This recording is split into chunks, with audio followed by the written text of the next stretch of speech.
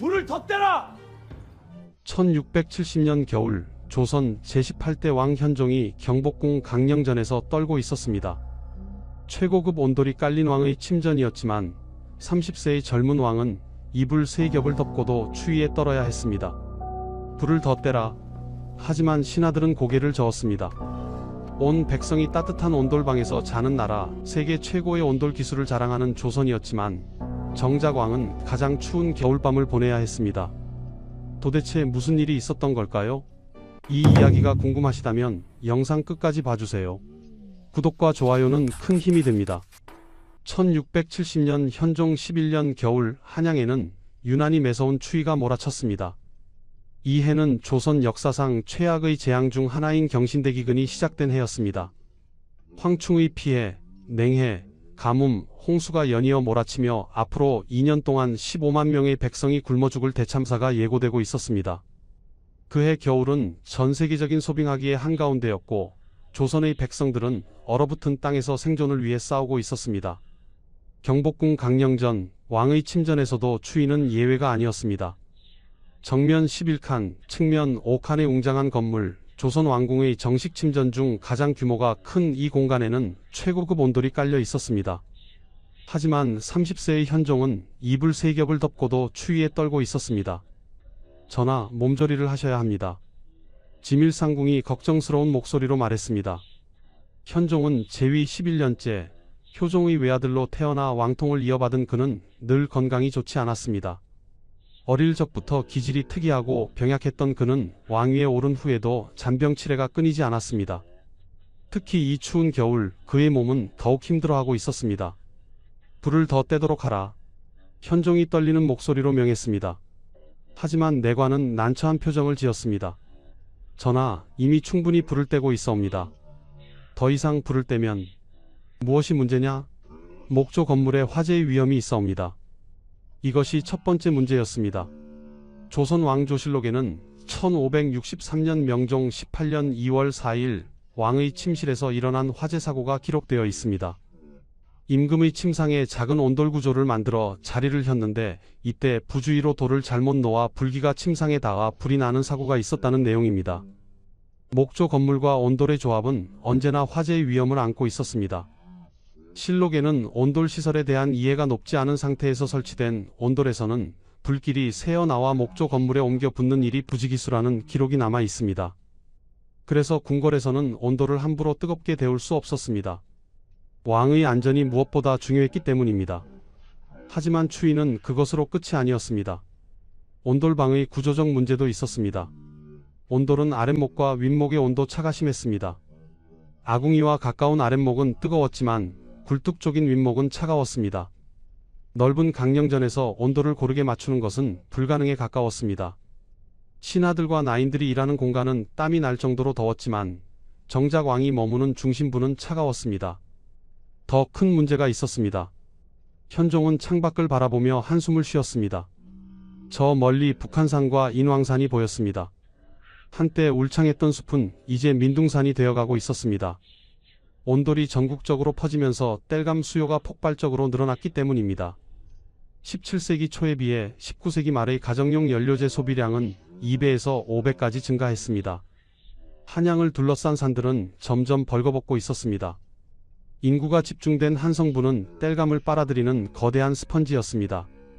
백성들은 나무를 베기 위해 몰래 산에 올랐고 산림의 소유권을 둘러싼 송사가 끊이지 않았습니다. 서유구는 도시의 뗄나무 가격이 높아 소상인의 소득 태반을 부뚜막에 태우게 된다고 기록했습니다. 조정은 산림 보호를 위해 금산 규제를 강화했지만 회복보다 소모가 빨라 산림은 계속 고갈되고 있었습니다. 그리고 현종은 알고 있었습니다. 궁궐에서 불을 많이 떼면 그만큼 백성들이 쓸 땔감이 줄어든다는 것을. 산림이 파괴되면 토사가 유출되고 청계천이 범람해 백성들이 고통받는다는 것을. 왕으로서 그는 선택해야 했습니다. 따뜻함과 백성의 고통 사이에서 말입니다. 짐이 따뜻하려면 백성이 얼어야 하는가? 현종은 낮은 목소리로 중얼거렸습니다. 그는 이불을 더 끌어당겼습니다. 조선 최고의 온돌이 깔린 궁궐이었지만 왕은 가장 추운 밤을 보내야 했습니다. 이것이 조선 온돌의 역설이었습니다. 세계 최고의 난방 기술을 가진 나라에서 가장 높은 자리에 있는 왕이 가장 춥다는 건 말입니다. 1670년 겨울 현종이 떨고 있던 그 순간으로부터 1500년 전으로 돌아가 보겠습니다. 온돌의 이야기는 권력이 아닌 생존에서 시작되었습니다. 중국 당나라의 역사서인 구당서에는 고구려에 대한 흥미로운 기록이 남아 있습니다. 그 풍속에 가난한 사람이 많은데 겨울에 기다란 구덩이를 만들고 그 아래에 불을 떼서 따뜻하게 한다는 내용입니다. 신당서에도 비슷한 기록이 있습니다. 가난한 백성들은 겨울에 장갱을 설치하고 불을 지펴 따뜻하게 하고 산다. 여기서 중요한 것은 가난한 사람들이라는 표현입니다. 온돌은 처음부터 하층민의 문화였습니다. 추운 겨울을 견디기 위해 가진 것 없는 백성들이 궁리 끝에 만들어낸 생존의 기술이었습니다. 기원전 5000년경으로 추정되는 함경북도 회령시의 회령오동 유적과 함경북도 웅기군의 서포항 굴포리 유적에서 온돌 사용의 흔적이 발견되었습니다. 구석기 시대부터 신석기 시대를 거치며 추운 북쪽 지방의 사람들은 땅을 파고 그 아래로 불의 열기를 통과시키는 방법을 발견했습니다. 4세기 황해도 안악 3호분의 고구려 고분 벽화에는 온돌의 초기 형태로 보이는 아궁이와 연도가 묘사되어 있습니다. 이것이 온돌의 시작이었습니다. 온돌의 원리는 놀라울 정도로 과학적이었습니다. 서양의 벽난로나 일본의 이로리는 불을 직접 쬐는 방식이었습니다. 하지만 온돌은 달랐습니다. 아궁이에서 피운 불의 열기가 구들장 아래의 고래를 통과하면서 돌을 데웁니다. 달궈진 돌은 간접 복사열을 방출하며 오랫동안 방을 따뜻하게 유지했습니다. 열의 전도, 복사, 대류를 모두 이용한 효율적인 난방 시스템이었습니다. 잘 만든 구들장은 아궁이에 불을 끈 후에도 밤새 열기를 유지했습니다. 잔류 온기가 얼마나 오래 가는가가 좋은 온돌의 조건이었습니다. 이것이 바로 미국의 건축가 프랭크 로이드 라이트가 1916년 일본에서 조선의 온도를 보고 감탄한 이유였습니다. 그는 온돌을 태양열보다 좋은 난방이라고 극찬했고 1930년대 후반부터 미국에서 최초로 바닥 난방 시스템을 도입했습니다. 하지만 이 놀라운 기술이 상류층까지 올라가는 데는 오랜 시간이 걸렸습니다. 고려시대까지도 온돌은 여전히 서민의 문화였습니다. 1123년 고려에 온 송나라 사신 서긍이 지은 고려도경에는 서민들은 대부분 흙침상으로서 땅을 파서 화갱을 만들어 그 위에 눕는다고 기록되어 있습니다. 상류층은 어땠을까요? 그들은 온돌을 사용하지 않았습니다. 고구려 고분 벽화인 무용총, 각저총, 쌍용총의 내용을 보면 상류층은 철제 화로나 부뚜막 같은 별도의 난방 설비를 방 안에 두었습니다. 의자에 앉아 식탁에서 음식을 먹는 입식 생활을 했던 그들에게 바닥에서 생활하는 온돌은 하층민의 것으로 여겨졌습니다. 이런 인식이 바뀌기 시작한 것은 13세기 무렵부터였습니다. 고려 중기의 문인 이규보는 온돌을 주제로 시를 썼습니다. 한겨울 빙돌에 누우니 드센 추위 뼈를 긁어내는데 이제 다행히 마들가리 태우니 나무 한 단에 불길이 일어나네라는 내용입니다. 상류층에게도 온돌이 조금씩 퍼지기 시작했다는 증거였습니다. 하지만 여전히 온돌은 주류가 아니었습니다. 조선이 건국된 1392년 이후에도 상황은 크게 달라지지 않았습니다. 조선 전기 궁궐에서 온돌방을 설치한 곳은 왕과 왕비의 침전 정도였습니다. 정전과 편전의 바닥에는 방전이라는 타일을 깔았고 상궁과 나인, 내시들의 처소는 판방이라는 마루였습니다. 조선 전기의 온돌은 대부분 겨울철 환자 치료용이나 여름철 중요한 문서를 건조하기 위한 용도로만 사용되었습니다. 왜 궁궐에서 온돌을 꺼렸을까요? 화재 때문이었습니다. 온돌 시설에 대한 이해가 높지 않은 상태에서 설치된 온돌은 불길이 새어나와 목조 건물에 옮겨 붙는 일이 부지기수였습니다. 궁궐에 웅장한 목조 건축물들은 한번 불이 붙으면 걷잡을 수 없었습니다. 그래서 온돌이 쉽게 보급되지 않았습니다. 온돌의 보급은 생활 방식도 바꾸었습니다. 의자에 앉는 입식 생활이 바닥에 앉는 좌식 생활로 바뀌었습니다. 고려시대 귀족들은 의자에 앉아 식탁에 차려진 음식을 먹었는데 조선시대에는 좌식이 퍼지면서 고급스러운 연회에서도 바닥에 앉아서 먹기 시작했습니다. 이에 따라 발이 낮은 소반이 유행했습니다. 온돌 전파의 최종 목적지는 궁궐이었고 왕의 침실이었습니다. 하지만 그 여정은 무려 1500년이라는 시간이 걸렸습니다. 가난한 백성들의 생존 기술이 왕의 침전까지 도달하기까지 긴 세월이 필요했던 것입니다. 하지만 아무도 몰랐습니다. 온돌이 궁궐에 본격적으로 들어오면서 예상치 못한 재앙이 시작될 것이라는 사실을 말입니다. 변화의 바람은 16세기부터 불어오기 시작했습니다. 전 세계적으로 소빙하기라 불리는 기후 이상이 시작되었습니다. 기온이 급격히 떨어지고 겨울이 유난히 추워졌습니다. 조선에서도 혹독한 추위가 계속되었습니다. 명종시대인 1563년 궁궐에서 중요한 사건이 하나 일어났습니다. 조선왕조실록 명종 18년 2월 4일의 기록입니다. 임금의 침실에서 화재 사고가 있었는데 이때의 정황 설명 중에서는 임금의 침상에 작은 온돌 구조를 만들어 자리를 혔는데 이때 부주의로 돌을 잘못 놓아 불기가 침상에 닿아 불이 나는 사고가 있었다. 왕의 침실에서 온돌로 인한 화재가 발생한 것입니다. 다행히 큰 사고로 이어지지는 않았지만 이 사건은 궁궐에서 온돌 사용을 더욱 조심스럽게 만들었습니다. 목조 건물과 온돌의 조합은 언제나 위험했습니다.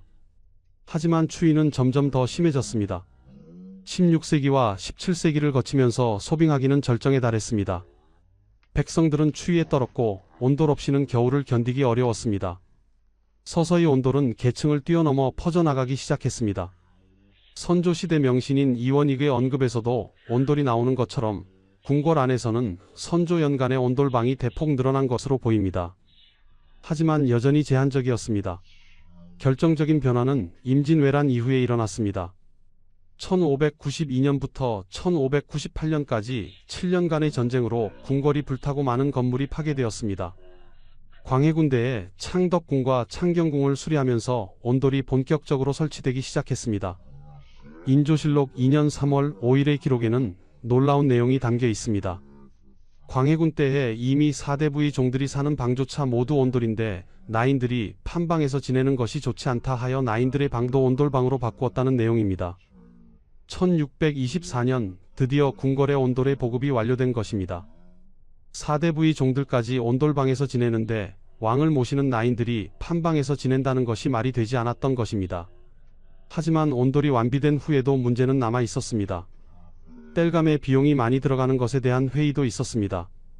하지만 이미 따뜻한 온돌방에 익숙해진 사람들은 다시 이전과 같이 마루방의 생활로 돌아갈 수 없었습니다. 17세기는 조선 역사상 가장 혹독한 시기 중 하나였습니다. 전쟁의 상처가 채 아물기도 전에 자연재해가 연이어 몰아쳤습니다. 1636년부터 1637년까지는 병자호란이 있었습니다. 청나라의 침입으로 인조는 남한산성에서 47일간 항전했지만 결국 항복했습니다. 조선은 청나라에 복속되었고 인조의 두 아들인 소현세자와 복림대군은 청나라 심양으로 볼모로 끌려갔습니다.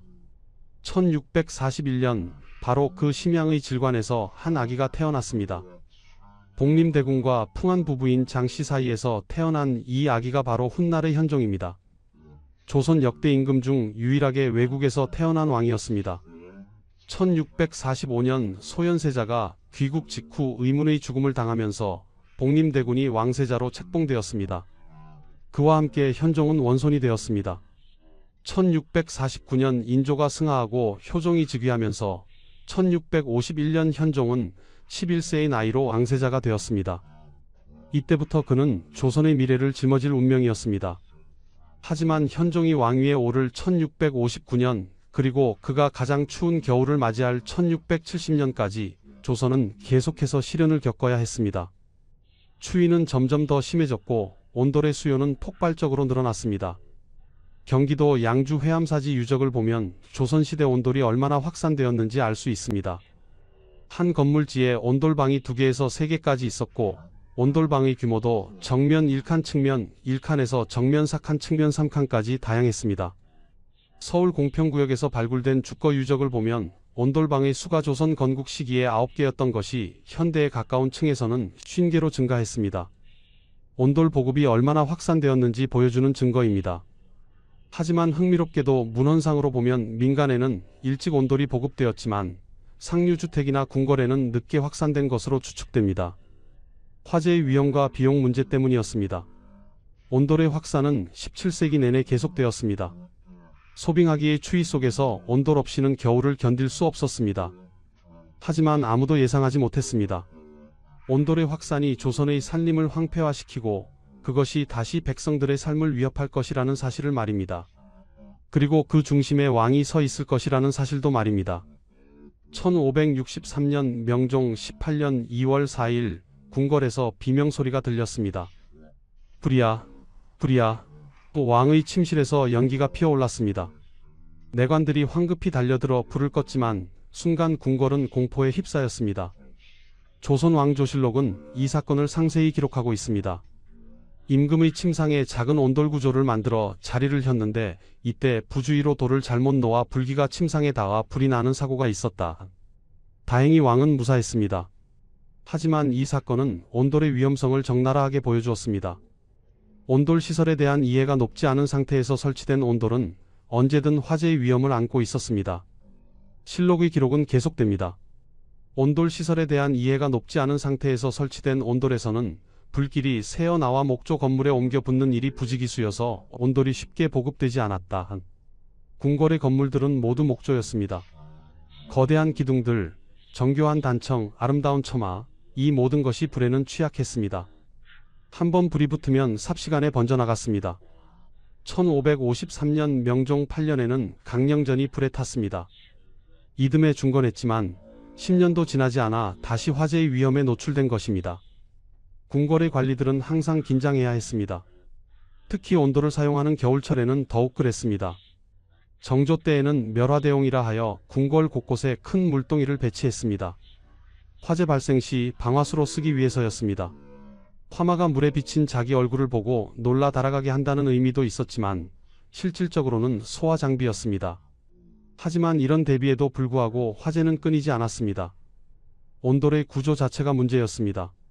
아궁이에서 피운 불은 구들장 아래의 고래를 통과해 굴뚝으로 빠져나갑니다.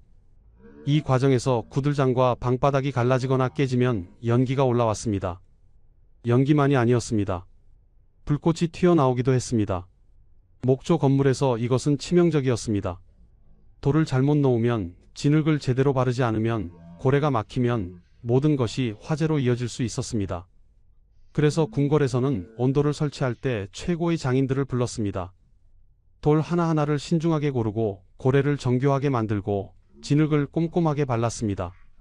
하지만 아무리 잘 만들어도 위험은 여전했습니다. 세월이 지나면 돌이 갈라지고 진흙이 떨어져 나갔습니다. 정기적인 보수가 필요했지만 그것조차 쉽지 않았습니다.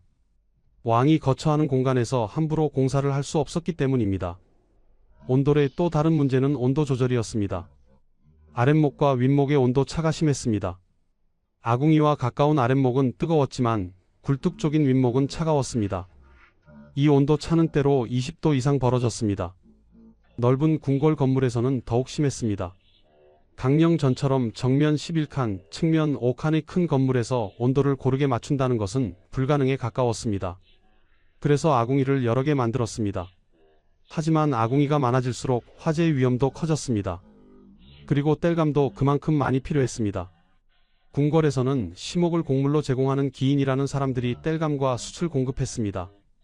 하지만 수요를 따라가기가 점점 어려워졌습니다.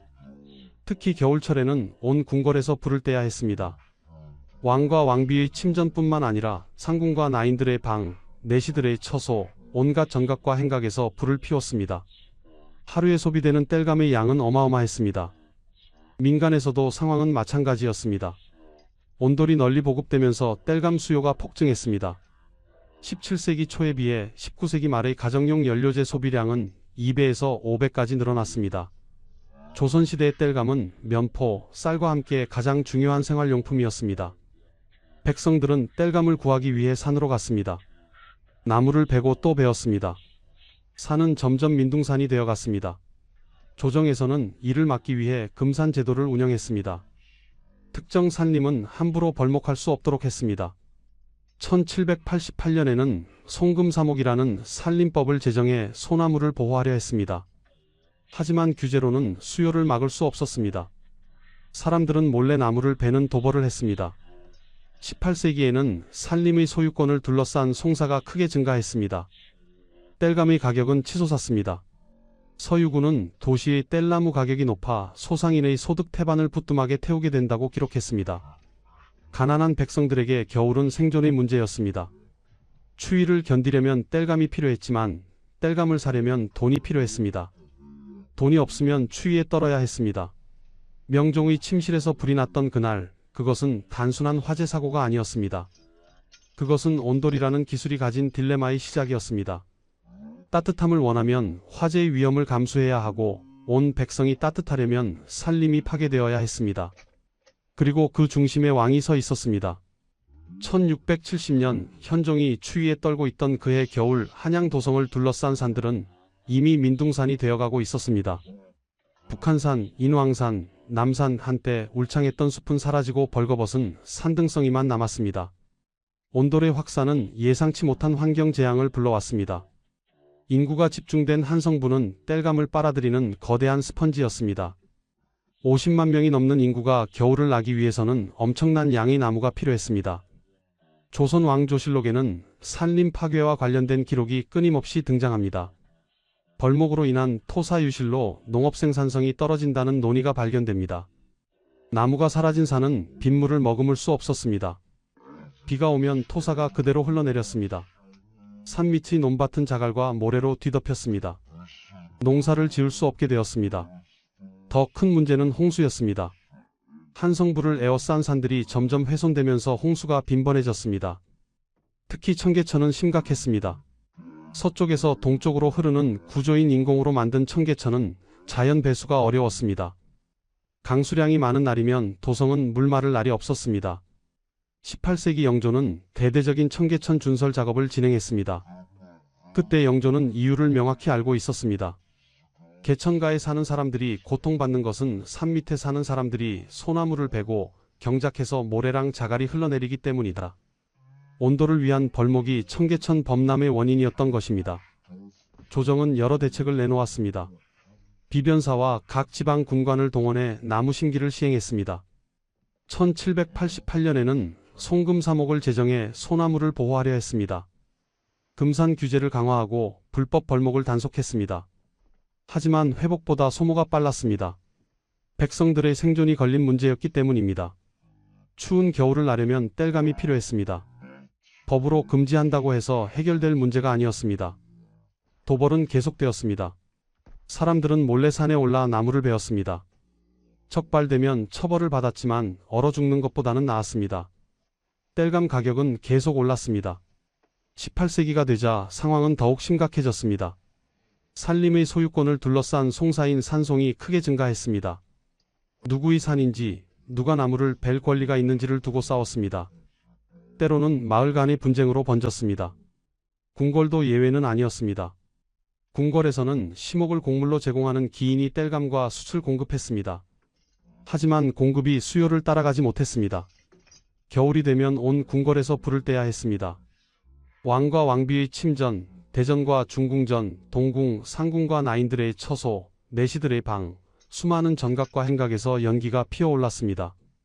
하루에 소비되는 땔감의 양은 상상을 초월했습니다. 특히 1670년 같은 혹독한 겨울에는 더욱 그랬습니다. 경신대 기근이 시작된 그해 추위는 유난히 매서웠습니다. 사람들은 얼어 죽지 않으려고 필사적으로 불을 뗐습니다. 땔감 수요는 폭발했습니다. 하지만 산에는 더 이상 벨 나무가 없었습니다. 구한 말에는 민둥산이 아닌 산이 없다고 이야기할 정도가 되었습니다. 개마고원 일대나 백두대간처럼 교통이 불편해 벌목이 어려운 지역만 생태가 유지되었습니다. 나머지는 모두 황폐화되었습니다. 조선 후기가 되면서 온돌에 대한 부정적 견해가 증가했습니다. 박지원 같은 학자들은 조선의 온돌이 고르게 쌓지 못해 바닥을 평평하게 만들지 못한다는 점을 지적했습니다. 기술적 문제도 있었지만 근본적으로는 환경 파괴가 문제였습니다. 일부 학자들은 벽돌을 사용하자고 제안했습니다. 이이명이 쓴 전항식에는 직돌식과 풍조식이라는 두 종류의 벽돌 온돌 제작 방식이 소개되어 있습니다. 규격이 일정한 벽돌을 사용하면 온돌을 고르게 쌓을 수 있고 효율도 높아진다는 것이었습니다. 하지만 조선에서는 벽돌을 만드는 산업이 발달하지 않았습니다. 이이명의 증손자 이영유가 1792년에 쓴 글을 보면 시험 삼아 놓았던 온돌이 50여 년이 흐른 뒤 고칠 수 있는 기술자가 없다는 기록이 있습니다. 벽돌 온돌은 결국 유행하지 못했습니다. 환경 파괴의 악순환은 계속되었습니다. 산림이 황폐화되면서 토사가 유출되었습니다. 하천이 범람했습니다. 농토가 파괴되었습니다. 식량 생산이 줄어들었습니다.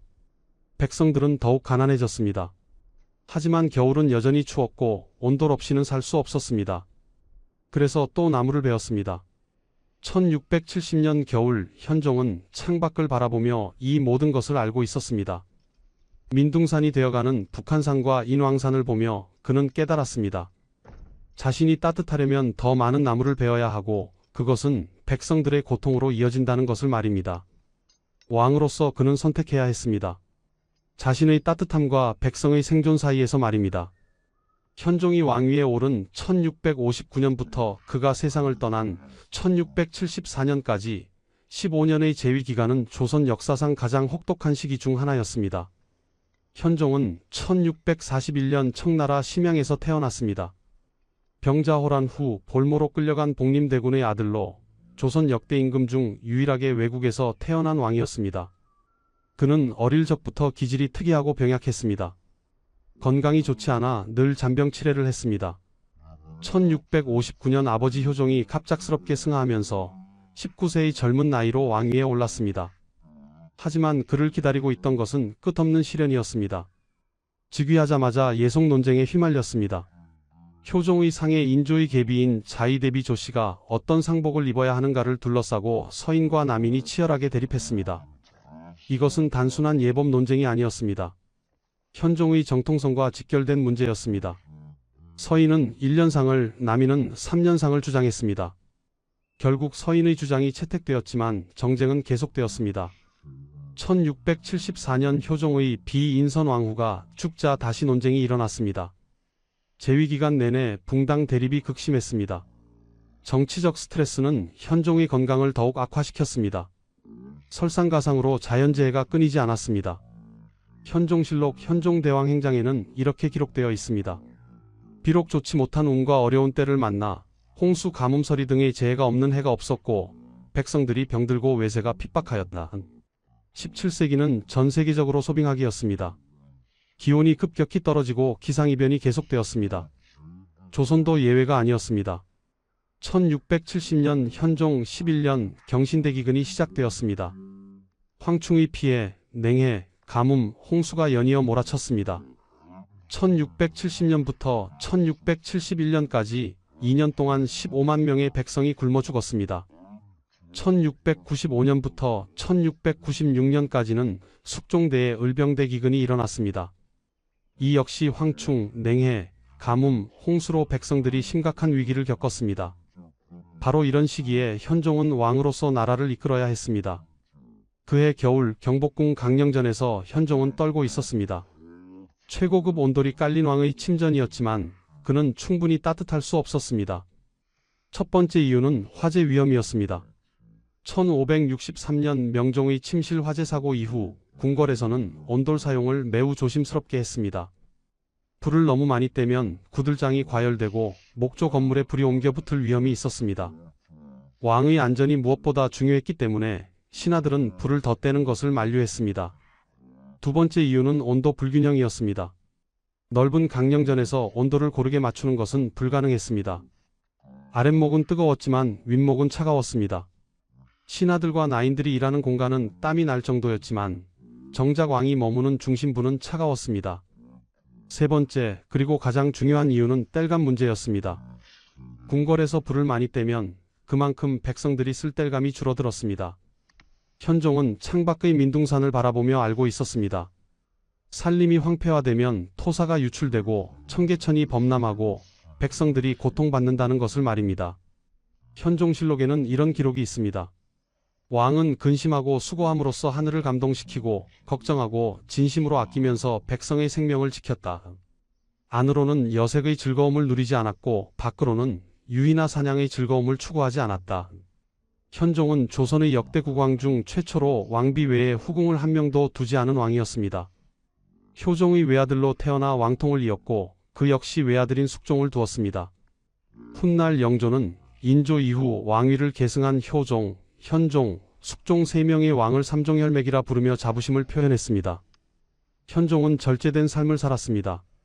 백성들이 고통받는 시기에 왕이 사치를 부릴 수 없었습니다. 자신이 따뜻하려고 많은 땔감을 쓰는 것도 마찬가지였습니다. 짐이 따뜻하려면 백성이 얼어야 하는가? 현종은 낮은 목소리로 중얼거렸습니다. 그는 이불을 더 끌어당겼습니다. 세 겹이 이불로도 부족했지만 더 이상 부를 때라고 명할 수 없었습니다. 왕으로서의 책임감이 그를 추위 속에 묶어두었습니다.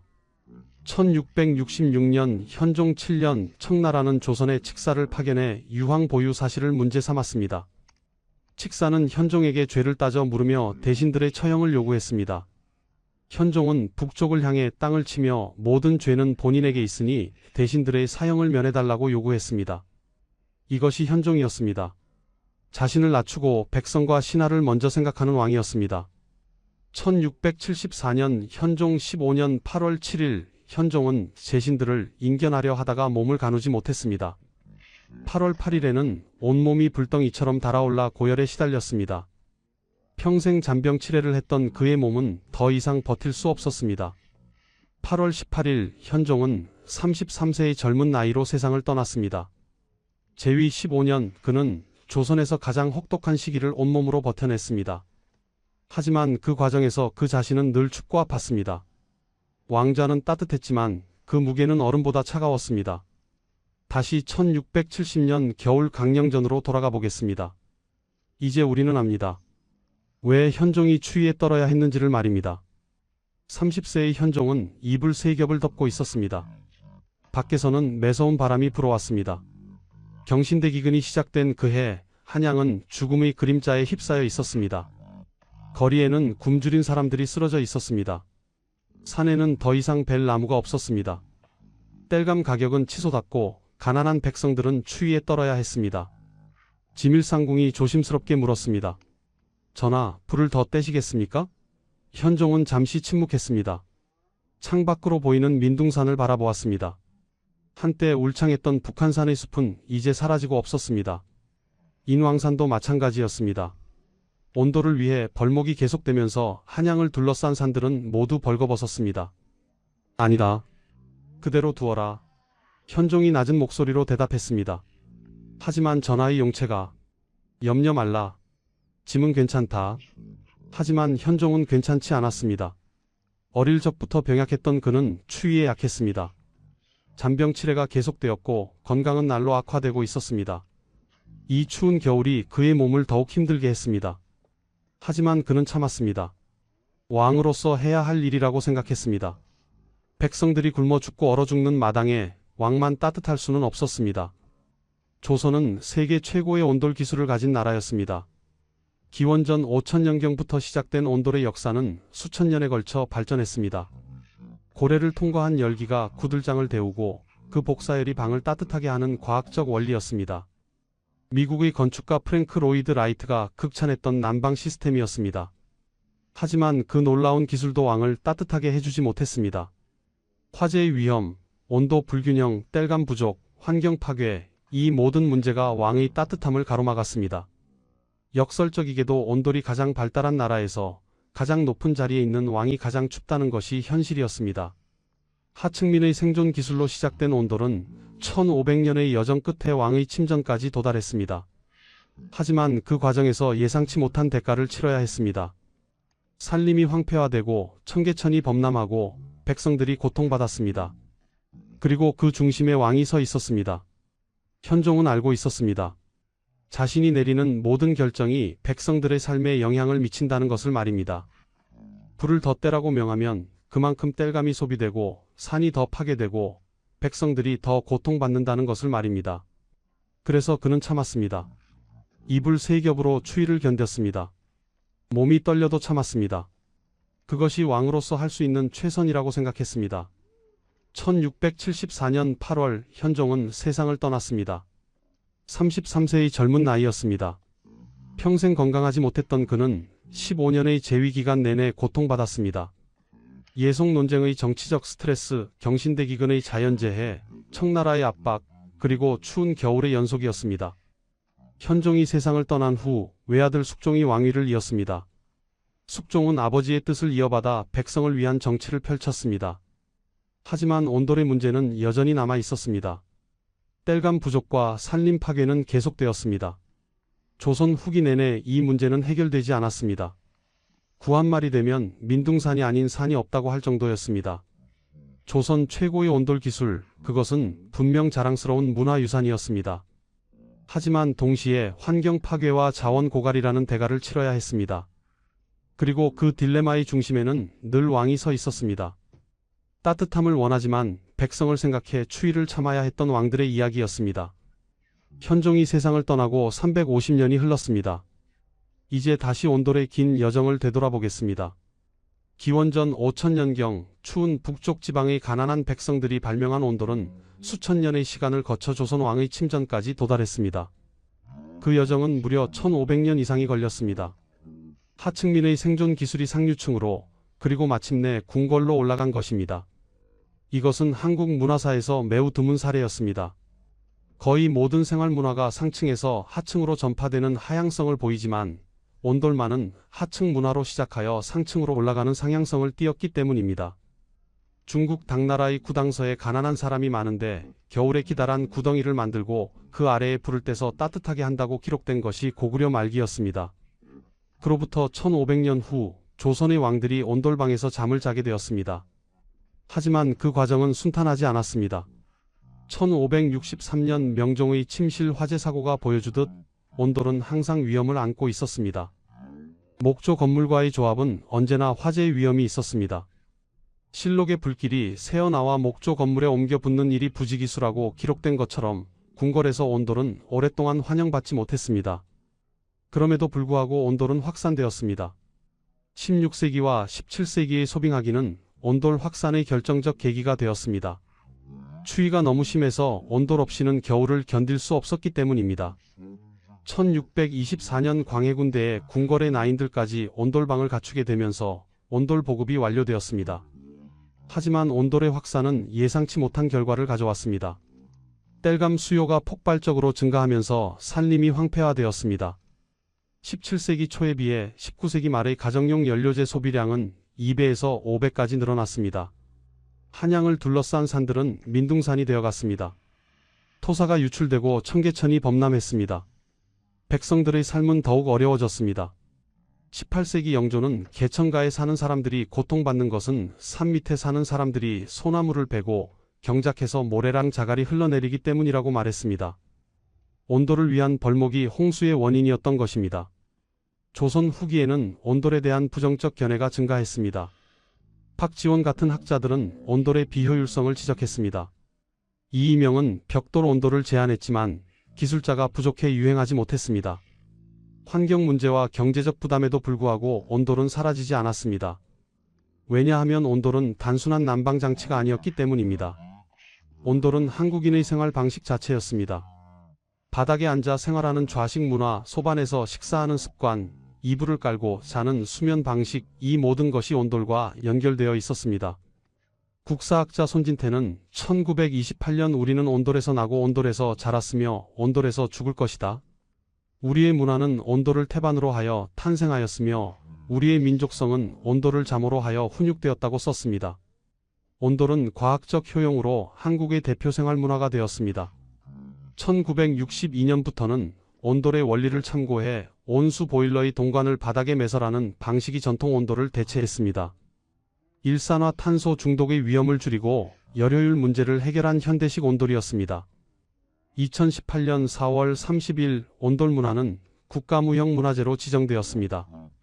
기후 환경에 지혜롭게 적응해 온 한국인의 창의성이 발현된 독특한 문화라는 이유에서였습니다. 이제 한국의 온돌 난방은 서구권에도 인기를 얻고 있습니다. 중국의 고급 아파트에는 바닥 난방과 한국식 보일러가 필수 옵션이 되고 있습니다. 1916년 미국의 건축가 프랭크 로이드 라이트가 감탄했던 그 기술이 100년이 지난 지금 전 세계로 퍼져나가고 있습니다. 하지만 우리는 잊지 말아야 합니다. 이 놀라운 기술이 가진 양면성을 말입니다. 온돌은 추운 겨울을 따뜻하게 해주었지만 동시에 산림을 파괴하고 환경을 훼손했습니다. 백성들에게는 생존의 수단이었지만 왕에게는 딜레마였습니다. 1670년 겨울 이불 3겹을 덮고 떨던 현종의 모습을 기억해야 합니다. 가장 강력한 권력을 가진 왕도 추위는 막지 못했습니다. 화재의 위험, 땔감 부족, 환경 파괴, 이 모든 문제가 왕의 따뜻함을 가로막았습니다. 하지만 현종은 참았습니다. 백성을 생각하는 마음으로 추위를 견뎠습니다. 그것이 어떤 추위보다 따뜻한 마음이었습니다. 온돌의 1500년 여정이 우리에게 남긴 교훈입니다.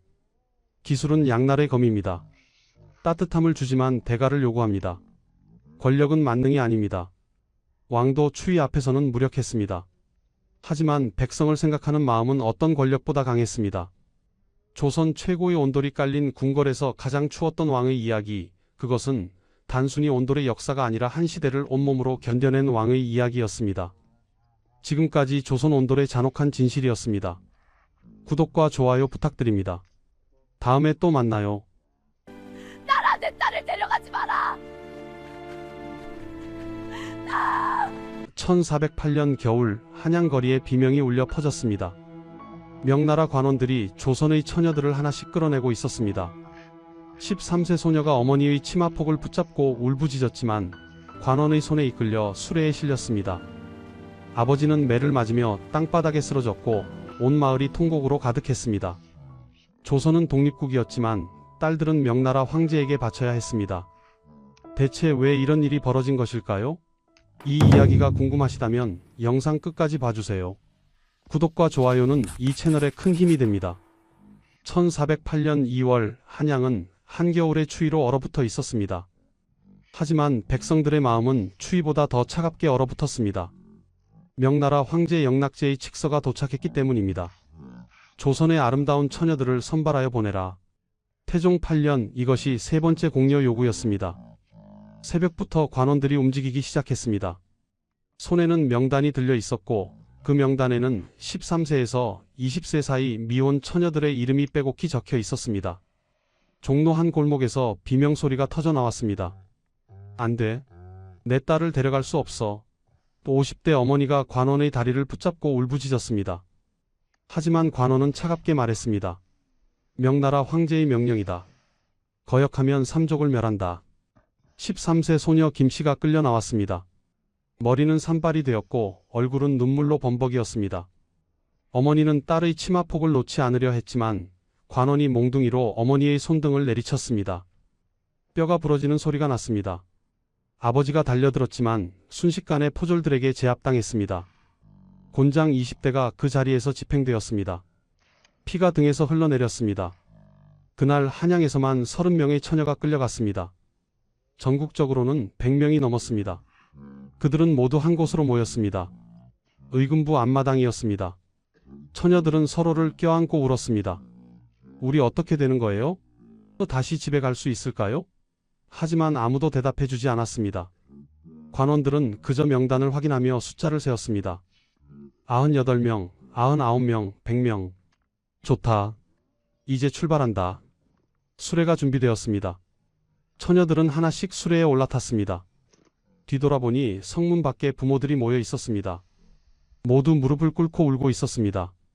한 어머니가 소리쳤습니다. 내 딸, 살아서 꼭 돌아오렴. 하지만 그 말은 거짓말이 될 것을 모두가 알고 있었습니다. 명나라로 끌려간 조선 처녀 중 살아 돌아온 사람은 거의 없었기 때문입니다. 행렬이 움직이기 시작했습니다. 처녀들의 울음소리가 한양 거리를 가득 채웠습니다. 그 소리는 한참을 지나도 사라지지 않았습니다. 궁궐 안태종은 이 소식을 듣고 침전에 앉아 있었습니다. 옆에는 신하들이 서 있었습니다. 전하, 백성들의 원성이 하늘을 찌릅니다. 과인도 안다. 하지만 어찌하겠는가. 명나라의 요구를 거절하면 전쟁이다. 태종의 목소리에는 분노와 좌절이 섞여 있었습니다. 조선은 독립국이었지만 명나라 앞에서는 약소국일 뿐이었습니다. 황제의 명령은 곧 법이었고 거역하는 것은 곧 죽음을 의미했습니다. 그날 밤 한양은 통곡으로 가득했습니다. 딸을 잃은 집집마다 곡소리가 끊이지 않았습니다. 어떤 아버지는 스스로 목숨을 끊었고 어떤 어머니는 미쳐버렸습니다. 이것이 조선 백성들이 겪어야 했던 현실이었습니다. 하지만 이것은 시작에 불과했습니다. 앞으로 200년 동안 이런 비극은 계속될 것이었습니다. 수백 명의 조선 처녀들이 명나라로 끌려갈 것이었고 그들 대부분은 다시는 고향을 보지 못할 것이었습니다. 대체 왜 이런 일이 시작된 것일까요? 명나라 황제는 왜 조선의 처녀들을 그토록 원했을까요? 그리고 끌려간 처녀들에게는 어떤 운명이 기다리고 있었을까요? 1403년 7월로 시간을 돌려보겠습니다. 조선 태종 3년이었습니다. 명나라에서 사신이 도착했습니다. 그가 가져온 것은 새로운 황제 영락제의 칙서였습니다. 칙서를 펼친 태종의 얼굴이 굳어졌습니다. 조선국에 명하노니 용모가 단정하고 재예가 뛰어난 처녀들을 선발하여 보내라. 나이는 13세에서 25세 사이로 하되 반드시 양가의 딸이어야 한다. 신하들이 웅성거렸습니다. 전하, 이것은 너무 심한 요구입니다. 우리 조선의 딸들을 명나라 황제의 후궁으로 보내라는 것이 아닙니까? 태종은 고민에 빠졌습니다. 하지만 선택의 여지가 없었습니다. 명나라는 당시 세계 최강대국이었습니다. 군사력도 압도적이었고 경제력도 비교할 수 없을 정도로 컸습니다. 거역하면 전쟁이었고 전쟁은 곧 조선의 멸망을 의미했습니다. 태종은 결국 명령을 내렸습니다. 팔도에 통문을 보내라. 처녀들을 선발하되 강제로 하지 말고 자원을 받도록 하라. 하지만 이것은 거짓말이었습니다. 누가 자원해서 이역만리 명나라로 가겠습니까? 결국 강제 징발이 시작되었습니다. 각 지역의 수령들은 명단을 작성했습니다. 양반가의 딸들도 예외가 아니었습니다. 오히려 양반가의 딸들이 우선 대상이었습니다. 교육을 받았고 예의범절을 알았고 미모도 뛰어났기 때문입니다. 소문이 퍼지자 백성들은 공포에 떨었습니다. 딸을 가진 집안은 밤잠을 이루지 못했습니다. 어떤 집은 딸을 급히 시집 보냈습니다. 혼인 정년기가 아닌 어린 딸도 서둘러 혼처를 찾았습니다. 어떤 집은 더 극단적인 선택을 했습니다. 딸의 머리를 깎아버렸습니다. 당시 조선에서 여자가 머리를 깎는다는 것은 엄청난 일이었습니다. 하지만 딸을 지키기 위해서는 그것도 감수했습니다. 또 어떤 집은 딸의 얼굴에 일부러 상처를 냈습니다. 끓는 물을 얼굴에 부어 화상을 입히거나 칼로 얼굴에 흉터를 만들었습니다. 미모를 망가뜨리면 선발되지 않을 것이라 생각했기 때문입니다. 하지만 조정의 대응은 가혹했습니다. 딸을 숨기거나 훼손한 자는 삼족을 멸한다. 이 명령이 떨어지자 더 이상 숨길 수 없었습니다. 1404년 2월 첫 번째 공녀 선발이 시작되었습니다. 전국에서 선발관들이 움직였습니다. 그들은 마을마다 돌아다니며 처녀들을 조사했습니다. 나이, 키, 용모, 집안 배경 모든 것이 기록되었습니다. 1차 선발에서 300명이 추려졌습니다. 2차 선발에서 150명으로 줄었습니다. 3차 최종 선발에서 50명이 선택되었습니다. 이들은 모두 한양으로 올라와야 했습니다. 부모들의 울음소리가 팔도에서 들려왔습니다. 한 아버지는 관원에게 무릎을 꿇었습니다. 제발 우리 딸만은 빼주십시오. 제 목숨을 드리겠습니다. 하지만 관원은 고개를 저었습니다. 이것은 내가 결정할 문제가 아니오. 황제의 명령이오. 1404년 4월 50명의 처녀가 명나라로 출발했습니다. 이것이 공녀 역사의 시작이었습니다. 하지만 사람들은 몰랐습니다. 이것이 200년 동안 계속될 악몽의 서막일 뿐이라는 것을 말입니다. 공녀 선발에는 엄격한 기준이 있었습니다. 명나라가 요구한 조건은 매우 구체적이었습니다. 첫째, 나이는 13세에서 25세 사이였습니다. 하지만 대부분 13세에서 16세 사이를 선호했습니다. 어릴수록 좋았습니다.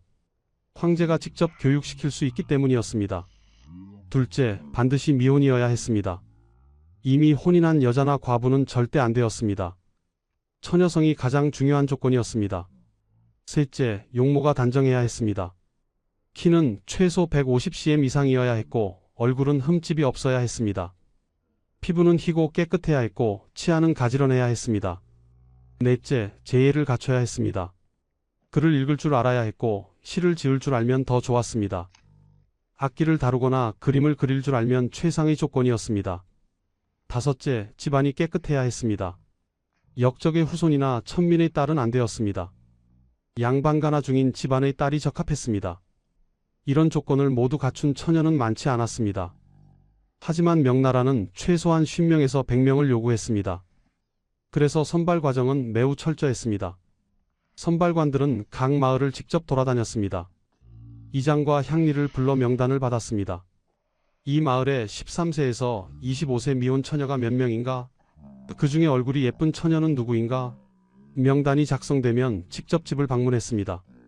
처녀를 불러내 얼굴을 확인했습니다. 키를 재고 목소리를 들었습니다. 재예가 있는지 시험했습니다. 시 한 수 읊어보아라. 검은고를 탈 줄 아느냐? 합격하면 명단에 이름을 올렸습니다. 1차 선발을 통과한 처녀는 한양으로 올라가야 했습니다. 백성들은 공포에 떨었습니다. 딸을 숨기기 위해 온갖 방법을 동원했습니다. 가장 흔한 방법은 급히 혼인시키는 것이었습니다. 1403년 공려 선발 소식이 퍼지자 그해 전국의 혼인 건수가 평소의 3배로 늘었습니다. 13세, 14세 어린 딸들이 급히 시집을 갔습니다. 혼처를 구하지 못한 집은 더 극단적인 방법을 택했습니다. 경상도 안동의 한 양반가는 16세 딸의 머리를 깎았습니다. 당시 여자가 머리를 깎는다는 것은 엄청난 수치였습니다. 환속한 비구니가 아니면 절대 있을 수 없는 일이었습니다. 하지만 아버지는 딸을 지키기 위해 그 수치를 감수했습니다. 전라도 전주의 한중인 집안은 15세 딸에게 약을 먹였습니다. 얼굴이 붓고 피부가 거칠어지는 약이었습니다. 미모를 일시적으로 망가뜨려 선발을 피하려는 것이었습니다. 평안도 평양의 한 집안은 더 끔찍한 선택을 했습니다. 14세 딸의 얼굴에 끓는 기름을 부었습니다. 딸은 살았지만 얼굴에 큰 화상을 입었습니다. 평생 흉터를 안고 살아야 했지만 적어도 명나라로 끌려가지는 않았습니다. 조정은 이런 행위를 엄벌했습니다. 1405년 태종은 명령을 내렸습니다. 딸을 숨기거나 고의로 훼손한 자는 아비는 참형, 어미는 교형, 형제는 유배형에 처한다. 이 명령이 내려지자 더 이상 숨길 수 없었습니다. 하지만 백성들의 저항은 멈추지 않았습니다. 어떤 집은 딸을 산속 깊은 곳에 숨겼습니다. 친척 집으로 보내 이름을 바꾸기도 했습니다. 심지어 사찰에 맡겨 비구니로 만들기도 했습니다. 관원들도 이것을 알았습니다. 그래서 더 철저히 조사했습니다. 호적을 뒤졌고 이웃에게 밀고를 종용했습니다. 숨긴 처녀를 신고하면 상을 주겠다. 밀고가 이어졌습니다. 산속에 숨겨진 딸들이 하나씩 발각되었습니다. 끌려 나온 딸들은 죄인 취급을 받았습니다. 감히 황제의 명을 거역하느냐. 곤장이 내려졌습니다. 딸뿐만 아니라 부모도 벌을 받았습니다. 한 집안이 풍비박산 났습니다. 이렇게 선발된 처녀들은 한양으로 모였습니다. 그들을 기다리는 것은 이역만리 북경으로 가는 긴 여정이었습니다. 과연 그들에게 어떤 운명이 기다리고 있었을까요? 1406년 봄 한양에는 100명의 처녀가 모였습니다. 이들은 곧 명나라로 떠날 예정이었습니다. 출발 전날 밤 의금부 앞 넓은 마당에는 처녀들과 가족들이 모여 있었습니다. 조정에서는 마지막 하루만 가족과의 만남을 허락했습니다. 마당은 울음바다가 되었습니다. 한 어머니가 14세 딸을 끌어안고 통곡했습니다. 내 딸아, 내가 너를 낳아 무슨 소용이냐. 차라리 아들을 낳았다면. 딸도 어머니 품에서 울었습니다. 어머니, 저 어떻게 해요? 무섭습니다. 살려주세요. 아버지는 말없이 눈물만 흘렸습니다. 무릎을 꿇고 하늘을 원망했습니다. 하늘이시여, 어찌 이런 일을 내리시나이까. 또 다른 집에서는 할머니가 손녀를 붙들고 있었습니다. 15세 손녀였습니다. 할머니는 80이 넘은 노인이었습니다. 애야, 할미가 대신 가마. 늙은이를 데려가라고 해라. 할머니, 그게 말이 됩니까? 제가 잘 다녀올게요. 거짓말 마라. 명나라로 간 처녀 중 살아 돌아온 이가 누가 있더냐. 할머니는 사실을 알고 있었습니다. 지난 1404년 첫 공려로 간 50명 중 단 한 명도 돌아오지 못했습니다. 소식조차 끊겼습니다. 살았는지 죽었는지도 알 수 없었습니다. 처녀들 중에는 자매도 있었습니다. 16세 언니와 14세 동생이었습니다. 두 자매가 모두 선발된 것입니다. 부모는 차라리 죽는 것이 낫겠다 생각했습니다. 언니가 동생에게 말했습니다. 우리 서로 꼭 붙어 있자. 멀리 떨어지지 말자. 언니, 무섭습니다. 저 가기 싫어요. 나도 가기 싫지만 어쩌겠니? 우리 살아서 꼭 돌아오자. 하지만 그 약속은 지켜지지 않을 것을 둘 다 알고 있었습니다. 밤이 깊어갔지만 아무도 자리를 뜨지 못했습니다. 마지막 시간을 조금이라도 더 함께하고 싶었습니다. 어떤 아버지는 딸에게 은자 몇 냥을 쥐어줬습니다. 이것을 가지고 있거라. 혹시 도망칠 기회가 생기면. 하지만 딸은 고개를 저었습니다. 아버지, 도망치면 집안이 멸합니다. 그럴 수는 없습니다. 그래도 내 목숨이 중요하다. 기회가 있으면 도망쳐라. 어떤 어머니는 딸에게 작은 보자기를 주었습니다. 안에는 댕기와 놀이개가 들어 있었습니다. 이것은 내가 어릴 적 쓰던 것이다. 이것을 보면 고향을 생각하거라. 어머니, 울지 마라. 울면 나도 참을 수 없다. 하지만 어머니도 딸도 울음을 멈출 수 없었습니다. 동이 트기 시작했습니다. 이별의 시간이 다가왔습니다. 관원들이 나와 외쳤습니다. 이제 출발할 시간이다. 가족들은 물러가라. 처녀들이 하나씩 수레에 올라탔습니다. 모두 100명이었습니다. 20대의 수레에 5명씩 탔습니다. 부모들은 수레를 따라 걸었습니다. 성문까지라도 함께 가고 싶었습니다. 하지만 관원들이 막았습니다. 더 이상은 안 된다. 이제 돌아가라. 부모들은 그 자리에 주저앉아 울었습니다. 처녀들도 수레 안에서 울었습니다. 뒤를 돌아보니 부모들이 무릎을 꿇고 절을 하고 있었습니다. 마지막으로 어머니의 얼굴을 보았습니다. 그리고 수레는 성문을 나섰습니다. 한양에서 북경까지는 약 1500리 길이었습니다. 걸어서 가면 2달이 걸렸습니다. 수레로 가도 40일은 좋게 걸렸습니다. 길은 험했습니다. 산길이 많았고 강을 건너야 했습니다. 날씨도 좋지 않았습니다. 봄이었지만 북쪽은 여전히 추웠습니다. 밤이면 영하로 떨어졌습니다. 처녀들은 얇은 옷만 입고 있었습니다. 추위에 떨며 밤을 보냈습니다. 며칠 지나자 병이 나기 시작했습니다. 기침을 하는 처녀가 늘었고 열이 나는 처녀도 생겼습니다. 관원들은 아랑곳하지 않았습니다. 멈출 수 없다. 계속 가야 한다. 압록강을 건널 때였습니다. 한 처녀가 강물을 보며 말했습니다. 이 강을 건너면 조선 땅이 끝나는구나. 또 다른 처녀가 대답했습니다. 다시는 못 돌아오겠지. 모두 같은 생각을 하고 있었습니다. 이것이 고향과의 마지막 이별이라는 것을 말입니다. 수레는 압록강을 건넜습니다. 조선 땅은 점점 멀어졌습니다. 처녀들은 뒤를 돌아보며 울었습니다. 하지만 수레는 멈추지 않았습니다. 계속해서 북쪽으로 향했습니다. 그들을 기다리는 것은 자금성의 높은 담장이었습니다. 1406년 5월 100명의 조선 처녀가 북경에 도착했습니다. 40일간의 힘든 여정이었습니다. 그중 3명은 도착하지 못했습니다. 병으로 죽었습니다. 97명만이 자금성 문 앞에 섰습니다. 자금성은 상상을 초월하는 규모였습니다. 담장은 끝이 보이지 않았고 궁전은 하늘을 찌를 듯 높았습니다. 조선의 경복궁과는 비교할 수 없었습니다. 처녀들은 두려움에 떨었습니다. 이곳이 앞으로 살아갈 곳이라는 것이 믿기지 않았습니다. 환관이 나와 그들을 안내했습니다. 줄을 서라. 한 명씩 심사를 받을 것이다. 처녀들은 큰 전각 안으로 들어갔습니다. 안에는 명나라 관원들이 앉아 있었습니다. 그 옆에는 황실의 나인들이 서 있었습니다. 심사가 시작되었습니다. 이름이 무엇이냐? 나이는? 무엇을 할 줄 아느냐? 한 명씩 불려나가 질문에 답했습니다. 그리고 옷을 벗어야 했습니다. 몸에 흠집이 있는지 병은 없는지 확인하는 과정이었습니다. 처녀들은 수치심에 울었습니다. 하지만 거역할 수 없었습니다. 심사가 끝나자 등급이 정해졌습니다. 가장 높은 등급은 후궁 후보였습니다. 미모가 뛰어나고 재예가 있는 처녀 10명이 선택되었습니다. 이들은 황제를 직접 모실 수 있는 자격을 얻었습니다. 두 번째 등급은 귀인이나 소위 후보였습니다. 20명이 이 등급을 받았습니다. 황제의 총애를 받으면 지위가 올라갈 수 있었습니다. 세 번째 등급은 상궁이었습니다.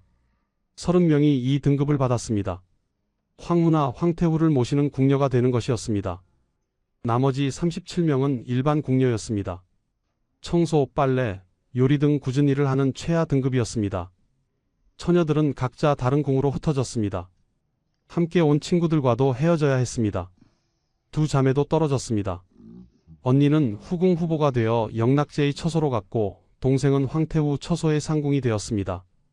언니 어떻게 해요? 우리 헤어지면 안 돼요. 견뎌야 한다. 우리 살아남아야 해. 하지만 다시 만날 수 있을지 알 수 없었습니다. 궁궐은 넓었고 등급이 다르면 만날 기회가 거의 없었습니다. 후궁 후보가 된 10명의 조선 처녀는 별도의 교육을 받았습니다. 명나라의 예법을 배워야 했고 중국어를 익혀야 했습니다. 시와 서예도 배웠고 춤과 노래도 익혔습니다. 교육은 가혹했습니다. 조금이라도 실수하면 곤장이었습니다. 너희는 황제를 모실 자격이 있는지 시험받는 것이다. 실수는 용납되지 않는다. 교육을 담당한 나인은 조선 처녀들을 무시했습니다. 변방에서 온 계집애들이 감히 황제를 모시겠다고? 한족 출신 나인들도 마찬가지였습니다. 조선년들이 무슨 재주가 있다고 황제께 간택되려 하는가? 차별은 노골적이었습니다. 식사도 다른 후보들보다 형편없었습니다. 잠자리도 제일 좋지 않은 곳이었습니다. 하지만 참아야 했습니다. 항의하면 더 심한 벌을 받았습니다. 한 조선 처녀가 견디다 못해 항의했습니다. 우리도 사람입니다. 왜 이렇게 대합니까? 나이는 차갑게 대답했습니다. 조선은 명나라의 속국이다.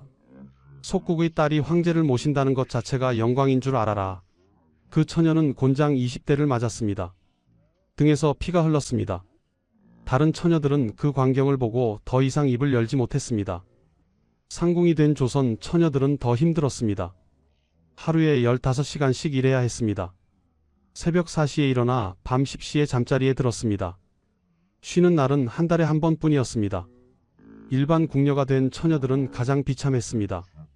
빨래, 청소, 요리, 모든 굳은 일을 했습니다. 얼굴에 물이 튀고 손은 갈라지고 무릎은 까졌습니다.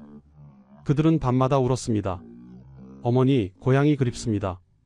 여기서 죽고 싶지 않습니다. 하지만 아무도 들어주지 않았습니다. 자금성의 밤은 차가웠습니다. 높은 담장 너머로 별만 보였습니다. 처녀들은 그 별을 보며 조선을 생각했습니다. 지금 부모님은 무엇을 하고 계실까? 동생들은 잘 지내고 있을까? 다시 고향에 갈 수 있을까? 하지만 답은 없었습니다. 그저 참고 견딜 뿐이었습니다. 참고 또 참았습니다. 하지만 견딜 수 없는 순간이 다가오고 있었습니다. 1407년 가을, 자금성에 충격적인 사건이 일어났습니다. 한 조선 처녀가 스스로 목숨을 끊은 것입니다. 그녀의 이름은 김씨였습니다. 15세였습니다. 후궁 후보로 선발되어 1년 동안 교육을 받았습니다. 미모가 뛰어나 곧 황제의 총애를 받을 것으로 예상되었습니다. 하지만 김씨는 그것을 원하지 않았습니다. 밤마다 고향을 그리워하며 울었습니다. 동료들에게 말했습니다. 나는 황제를 모실 수 없다. 차라리 죽고 싶다. 동료들이 말렸습니다. 참아라. 우리 모두 힘들다. 하지만 살아야 한다. 어떻게 참느냐? 매일 거울을 보며 화장하고 황제에게 보이기 위해 웃음을 연습한다. 나는 사람이 아니라 물건이다. 김씨의 고통은 깊었습니다. 그녀는 조선에 약혼자가 있었습니다. 혼인을 앞두고 공녀로 끌려왔습니다. 약혼자의 얼굴이 자꾸 떠올랐습니다. 어느 날 밤 김씨는 결심했습니다. 궁전 뒤편에 작은 연못이 있었습니다. 김씨는 그곳으로 갔습니다. 달빛이 연못에 비쳤습니다. 김씨는 조선을 향해 절을 했습니다. 아버지, 어머니, 불효녀를 용서하십시오. 저는 더 이상 견딜 수 없습니다. 그리고 연못에 몸을 던졌습니다. 다음 날 아침 시신이 발견되었습니다. 궁궐은 발칵 뒤집혔습니다. 황관이 보고했습니다. 폐하, 조선 처녀 하나가 자살했습니다. 영락제는 분노했습니다. 무엇? 감히 죽다니. 시신을 성 밖에 버려라. 장례도 치르지 마라. 김씨의 시신은 성 밖 황무지에 버려졌습니다. 짐승의 밥이 되었습니다. 이 소식이 다른 조선 처녀들에게 전해졌습니다. 모두 충격에 빠졌습니다. 하지만 동시에 생각했습니다. 김씨는 용감했다. 적어도 자유를 선택했다. 1408년 또 다른 사건이 일어났습니다. 후궁이 된 조선 처녀 한씨가 황제 앞에서 무릎을 꿇었습니다. 폐하, 소녀를 고향으로 돌려보내 주십시오. 영락제는 어이없다는 표정을 지었습니다. 무슨 소리냐? 내가 지금 내 총애를 받고 있지 않느냐? 폐하의 은혜에 감사드립니다. 하지만 소녀는 고향이 그립습니다. 부모님이 보고 싶습니다. 내 부모는 내가 여기 있는 것을 영광으로 여길 것이다. 아닙니다, 폐하. 제 부모는 저를 찾고 계십니다. 매일 울고 계실 것입니다. 영락제의 얼굴이 굳었습니다. 내가 감히 내 명을 거역하느냐? 거역이 아닙니다, 폐하. 간곡히 부탁드립니다. 영락제는 명령했습니다. 저 여자를 끌어내라. 곤장 50대를 쳐라. 황관들이 한씨를 끌어냈습니다. 곤장이 내려졌습니다. 한 대, 두 대, 세 대. 50대가 끝났을 때 한씨는 의식을 잃었습니다. 등은 살점이 떨어져 나갔고 피가 흥건했습니다. 그녀는 결국 다음 날 죽었습니다. 18세였습니다. 다른 조선 처녀들은 더욱 절망했습니다. 자살도 안 되고 청혼도 안 되었습니다. 그렇다면 도망은 어떨까? 1409년 봄, 3명의 조선 처녀가 도망을 시도했습니다. 모두 일반 궁녀였습니다. 밤에 담을 넘어 궁 밖으로 나갔습니다. 하지만 북경 거리에서 길을 잃었습니다. 말도 통하지 않았고 갈 곳도 없었습니다. 사흘 만에 붙잡혔습니다. 형벌은 가혹했습니다. 도망친 죄는 참형이다. 3명 모두 목이 잘렸습니다. 나이는 14세, 15세, 16세였습니다. 시신은 성문에 걸렸습니다. 다른 궁녀들에게 경고하기 위해서였습니다. 조선 처녀들은 공포에 떨었습니다. 자살도, 청혼도, 도망도 불가능했습니다. 오직 한 가지 길뿐이었습니다. 참고 견디는 것. 하지만 그것이 가능했을까요? 매일 얼굴을 마주해야 하는 황제, 매일 모욕을 듣는 생활, 매일 고향을 그리워하는 밤. 어떻게 견딜 수 있었을까요? 한 조선 처녀가 일기를 남겼습니다. 오늘로 이곳에 온 지 500일째입니다. 500일 동안 단 하루도 웃어본 적이 없습니다. 500일 동안 단 하루도 편히 잔 적이 없습니다. 어머니, 저는 살아있지만 죽은 것과 같습니다. 그녀의 이름은 역사에 남지 않았습니다. 수많은 조선 처녀들이 이름 없이 사라졌습니다. 기록도 남기지 못했습니다. 무덤조차 없었습니다. 하지만 이것은 끝이 아니었습니다. 앞으로 200년 동안 더 많은 조선 처녀들이 같은 운명을 겪을 것이었습니다. 1428년 북경 자금성, 놀라운 일이 벌어졌습니다. 조선에서 온 한 여인이 명나라 황후의 자리에 올랐습니다. 그녀의 이름은 권씨였습니다. 선덕제의 총애를 받아 귀비가 되었다가 황후까지 오른 것입니다. 조선 백성들은 이 소식을 듣고 복잡한 감정에 빠졌습니다. 우리 조선의 딸이 명나라 황후가 되었다니 영광이 아닌가? 어떤 이들은 그렇게 말했습니다. 하지만 권씨의 가족은 달랐습니다. 아버지는 이 소식을 듣고 울었습니다. 딸아, 내가 황후가 되어 무슨 소용이냐? 아비 얼굴 한번 보지 못하고. 권씨가 황후가 되기까지의 과정은 순탄하지 않았습니다. 1408년 그녀는 15세의 나이로 공녀로 선발되었습니다. 전라도 전주 출신이었습니다. 양반가의 딸로 태어나 글을 읽고 시를 지을 줄 알았습니다. 검은고도 능숙하게 다뤘습니다. 1차 선발에서 합격했고 2차, 3차를 거쳐 최종 50명 안에 들었습니다. 부모는 절규했습니다. 제발 우리 딸만은 빼주십시오. 하지만 소용없었습니다. 권씨는 다른 처녀들과 함께 북경으로 향했습니다. 2달간의 여정 끝에 자금성에 도착했을 때 그녀는 달라져 있었습니다. 나는 살아남아야 한다. 어떻게든 살아남아 고향으로 돌아가야 한다. 하지만 그녀가 택한 방법은 도망이 아니었습니다. 오히려 최선을 다해 황제의 총애를 받기로 결심했습니다. 자금성에서의 교육이 시작되었습니다. 중국어를 배웠고 명나라의 예법을 익혔습니다. 다른 조선 처녀들이 울며 교육을 거부할 때 권씨는 묵묵히 배웠습니다. 밤마다 촛불을 켜고 중국시를 암송했습니다. 명나라 역사책을 읽었습니다. 황제가 좋아할 만한 이야기를 준비했습니다. 교육을 담당한 나인이 놀랐습니다. 이 조선 처녀는 다르구나. 총명하고 부지런하다. 1410년 드디어 황제 앞에 서는 날이 왔습니다. 영락제는 20명의 처녀를 직접 보았습니다. 그 중에 권씨가 있었습니다. 내 이름이 무엇이냐? 권씨라 하옵니다. 폐하. 조선말은 이상하구나. 하지만 중국어는 제법이다. 재주가 있느냐? 이 시를 짓고 검은고를 탈 줄 압니다. 그렇다면 한 수 읊어보아라. 권씨는 준비한 시를 읊었습니다. 명나라를 찬양하고 황제의 덕을 기리는 내용이었습니다. 영락제는 만족스러워했습니다. 좋다. 내 재주가 마음에 든다. 오늘부터 내 처소에서 시중을 들어라. 권씨는 황제의 총애를 받기 시작했습니다. 하지만 그것은 동시에 다른 후궁들의 질투를 받는다는 뜻이었습니다. 한족 출신 후궁들이 권씨를 괴롭혔습니다. 변방에서 온 주제에 감히 황제의 총애를 받다니. 음식에 독을 타기도 했습니다. 권씨는 병들어 죽을 뻔했지만 살아났습니다.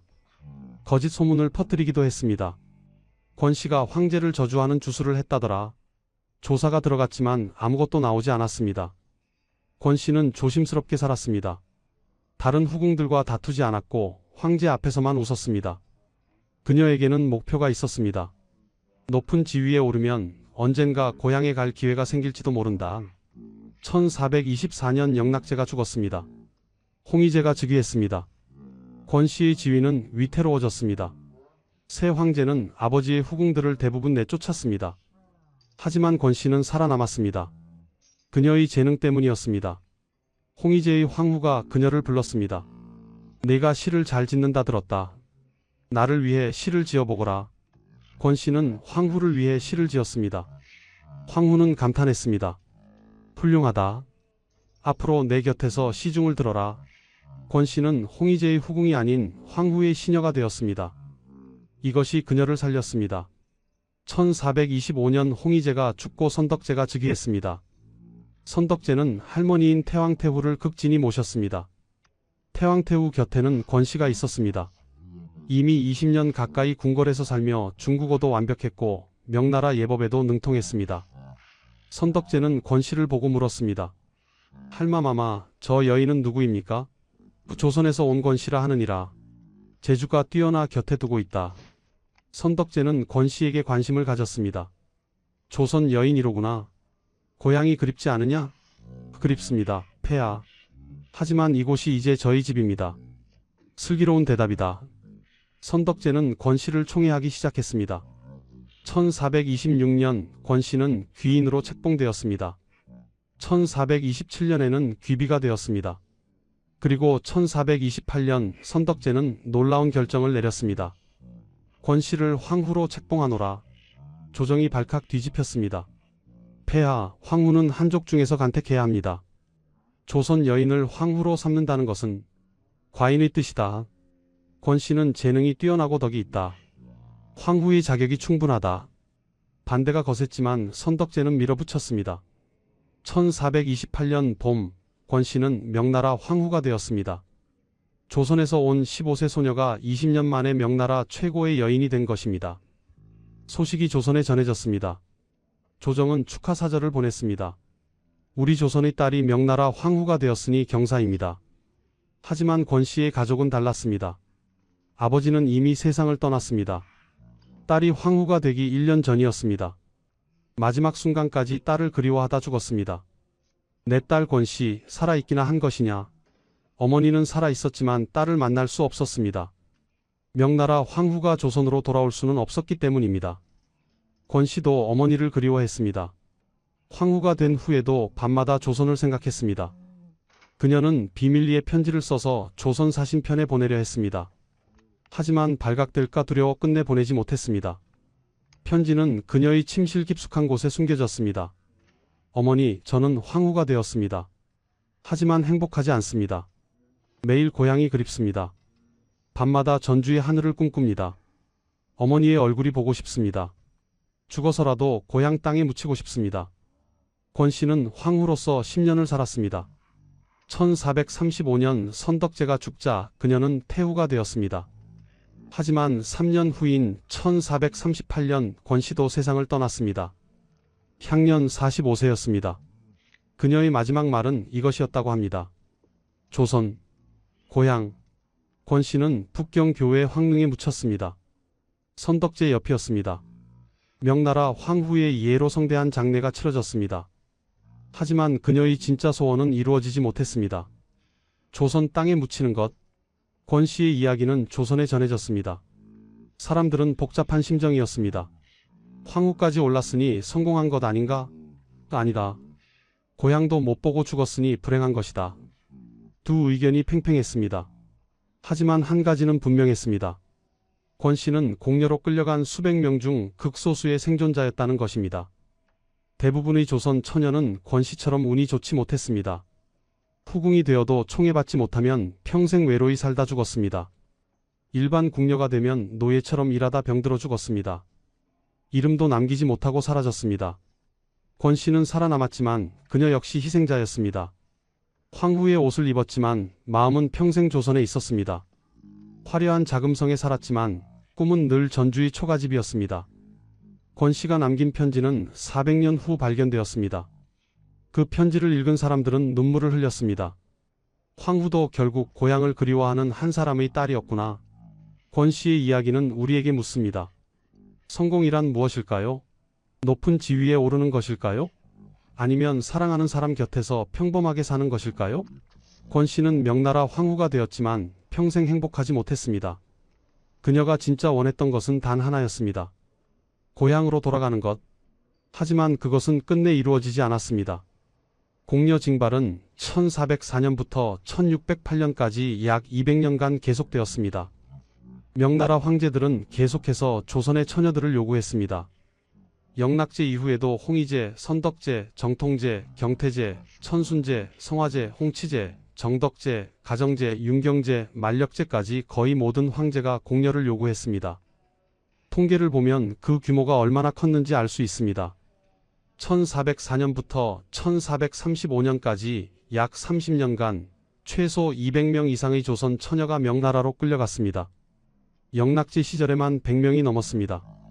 선덕제 시절에도 50명이 넘었습니다. 정통제 때는 공려 요구가 더욱 심해졌습니다. 1440년대에는 한 해에 2번씩 요구가 들어왔습니다. 이번에는 50명을 보내라. 몇 달 후 또 칙서가 왔습니다. 추가로 30명을 더 보내라. 조선 조정은 견딜 수 없었습니다. 세종은 신하들에게 물었습니다. 어찌하면 이 요구를 멈출 수 있겠는가? 신하들은 대답했습니다. 전하, 방법이 없습니다. 거절하면 전쟁입니다. 세종은 고민 끝에 전략을 바꿨습니다. 처녀들을 보내되 나이가 많거나 미모가 떨어지는 처녀들을 보내기 시작했습니다. 명나라가 불만을 표시했지만 조선은 변명했습니다. 우리나라에는 그 이상의 처녀가 없습니다. 하지만 이것도 임시방편일 뿐이었습니다. 명나라는 계속 요구했고 조선은 계속 보낼 수밖에 없었습니다. 백성들의 저항도 계속되었습니다. 1450년대에는 전국적으로 처녀 숨기기 운동이 일어났습니다. 딸을 급히 혼인시키는 것이 일상이 되었습니다. 12세, 13세 어린 딸들이 혼인을 했습니다. 정부는 대응책을 내놓았습니다. 1454년 문종은 명령을 내렸습니다. 공려 선발 기간 중에는 혼인을 금한다. 위반 시 혼인 무효이며 남자는 유배, 여자는 공려로 징발한다. 이 조치는 효과가 있었습니다. 혼인을 통한 회피가 줄어들었습니다. 하지만 백성들은 다른 방법을 찾았습니다. 딸을 사찰로 보내 비구니로 만들었습니다. 또는 멀리 떨어진 섬으로 보냈습니다. 조정은 이것도 막았습니다. 사찰과 섬을 조사하라. 숨겨진 처녀를 모두 찾아내라. 관원들이 전국을 돌며 수색했습니다. 산속 사찰까지 뒤졌습니다. 숨겨진 처녀들이 하나씩 발각되었습니다. 한 집안이 풍비박산 났습니다. 1500년대에 들어서면서 공려 요구는 줄어들기 시작했습니다. 명나라 황실에 조선 여인이 많아졌기 때문입니다. 또한 명나라 국력이 약해지기 시작했습니다. 변방의 여진족이 강해졌고 내부적으로 당파 싸움이 심해졌습니다. 하지만 완전히 멈춘 것은 아니었습니다. 만력제 시절인 1590년대에도 공려 요구가 있었습니다. 조선 선조는 이를 거절하려 했습니다. 하지만 명나라는 임진왜란 때 조선을 도왔다는 것을 내세웠습니다. 우리가 너희를 구했다. 그 은혜를 갚아라. 조선은 할 수 없이 20명의 처녀를 보냈습니다. 이것이 마지막 공려였습니다. 1608년 광해군 즉위 후 명나라는 더 이상 공려를 요구하지 않았습니다. 명나라 자체가 쇠퇴하고 있었기 때문입니다. 1644년 명나라가 멸망하면서 공려 제도는 완전히 사라졌습니다. 200년 동안 얼마나 많은 조선 처녀가 끌려갔을까요? 정확한 통계는 없습니다. 하지만 최소 수백 명에서 1000명 가까이 될 것으로 추정됩니다. 그들 중 살아서 고향으로 돌아온 사람은 극소수였습니다. 대부분은 명나라에서 생을 마쳤습니다. 어떤 처녀는 황제의 총애를 받아 후궁이 되었습니다. 어떤 처녀는 황후까지 올랐습니다. 대표적인 인물이 권씨입니다. 그녀는 선덕제의 총애를 받아 귀비가 되었습니다. 명나라 역사에 이름을 남겼습니다. 하지만 대부분의 조선 처녀는 이름도 남기지 못했습니다. 궁녀로 살다가 죽었고 무덤조차 남기지 못했습니다. 그들의 이야기는 역사에서 지워졌습니다. 하지만 그들의 고통은 지워지지 않았습니다. 1644년 명나라가 멸망했습니다. 청나라가 중국을 지배하게 되었습니다. 공려 제도는 완전히 사라졌습니다. 청나라는 조선의 공려를 요구하지 않았습니다. 200년의 악몽이 끝난 것입니다. 하지만 상처는 남았습니다. 명나라에 있던 조선 여인 중 일부는 고향으로 돌아오려 했습니다. 명나라가 망했으니 이제 자유의 몸이었습니다. 1645년 봄 몇몇 조선 여인이 압록강을 건넜습니다. 30년 만에 고향에 돌아온 것입니다. 하지만 그들을 맞이한 것은 차가운 시선이었습니다. 저 여자는 명나라 황제의 후궁이었다. 더럽혀진 몸으로 감이 돌아왔다. 마을 사람들은 그들을 받아들이지 않았습니다. 부모도 차가웠습니다. 내가 살아 있었구나. 하지만 우리 집에는 돌아올 수 없다. 조선 사회는 정절을 무엇보다 중요하게 여겼습니다. 다른 남자를 섬긴 여자는 인정받지 못했습니다. 설령 그것이 강제였다 해도 말입니다. 돌아온 여인들은 결국 사찰로 들어갔습니다. 비구니가 되어 남은 생을 보냈습니다. 고향에 돌아왔지만 진정한 귀향은 아니었습니다. 명나라에 남은 조선 여인들도 있었습니다. 나이가 많아 여행이 불가능했거나 이미 명나라에서 가족을 이룬 경우였습니다. 그들은 북경 교회에 모여 살았습니다. 작은 조선인 마을이 형성되었습니다. 그들은 조선말을 쓰고 조선 음식을 먹으며 살았습니다. 하지만 고향은 아니었습니다. 죽을 때까지 고향을 그리워했습니다. 그들의 무덤은 지금도 북경 교회에 남아 있습니다. 비석에는 조선국 출신이라고 적혀 있습니다. 이름도 고향도 정확히 기록되지 않았습니다. 그저 조선에서 온 여인이라는 기록만 남았습니다. 1990년대에 한 학자가 이 무덤들을 조사했습니다. 약 50개의 무덤이 발견되었습니다. 모두 조선 여인들의 무덤이었습니다. 무덤은 초라했습니다. 비석도 작았고 관리도 되지 않았습니다. 400년 동안 아무도 찾지 않은 무덤이었습니다. 그중 한 무덤에서 편지가 발견되었습니다. 권 씨가 남긴 편지였습니다. 그녀는 선덕제의 귀비까지 올랐던 여인입니다. 편지는 조선에 있는 부모에게 보내려 했던 것이었습니다. 아버지, 어머니, 불효녀가 편지를 올립니다. 저는 명나라에서 살고 있습니다. 황제의 총애를 받아 귀비가 되었습니다. 하지만 매일 고향이 그립습니다. 밤마다 꿈에 고향 마을이 보입니다. 아버지의 얼굴이, 어머니의 목소리가 들립니다. 저는 영광을 누렸지만 행복하지 않습니다. 죽어서라도 고향 땅에 묻히고 싶습니다. 하지만 그것도 이루어지지 못할 것입니다. 부모님께 죄송합니다.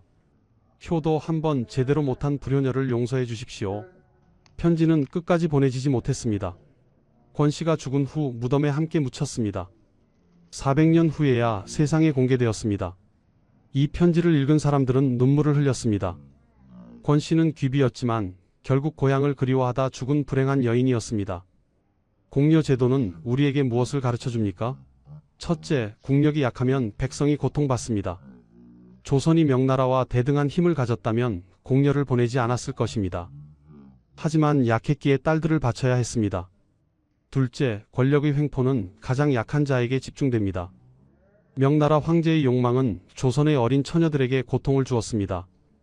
권력자는 편했지만 백성은 죽었습니다. 셋째, 역사를 잊으면 같은 비극이 반복됩니다. 공려 제도는 200년 동안 계속되었습니다. 왜냐하면 사람들이 잊었기 때문입니다. 처음에는 분노했지만 시간이 지나자 당연하게 여겼습니다. 넷째, 희생자의 이름을 기억해야 합니다. 수백 명의 조선 처녀가 희생되었지만 대부분 이름조차 남기지 못했습니다. 우리는 그들을 기억해야 합니다. 지금 우리는 자유롭게 살고 있습니다. 딸을 강제로 빼앗기는 일은 없습니다.